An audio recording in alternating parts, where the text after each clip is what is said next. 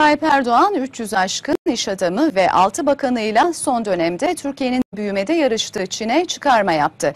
4 günlük resmi ziyaretinin ilk durağı ise Doğu Türkistan'ın başkenti Urumçi oldu. Büyük sevgi gösterileriyle karşılanan Erdoğan bölgeye giden ilk başbakan oldu.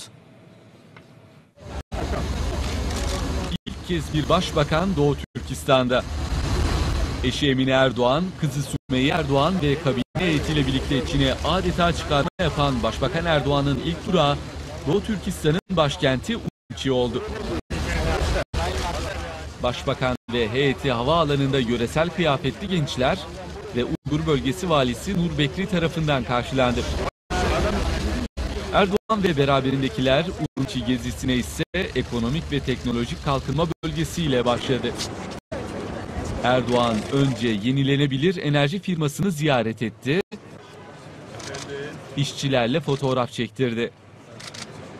Erdoğan'ın bir sonraki durağı ise Büyük Pazar ve Büyük Cami oldu. Başbakan'a Urumçi gezisinde halkın ilgisi ise görülmeye değerdi. Urumçi'ye giden ilk Türk Başbakanı olan Erdoğan'ın bu ziyareti, Temmuz 2009'da bölgede yaşanan Uygur-Çinli etnik çatışmasında yaşanan olayların ardından gerilen ilişkilerin normalleşmesi sürecinin devamı olarak yorumlanıyor.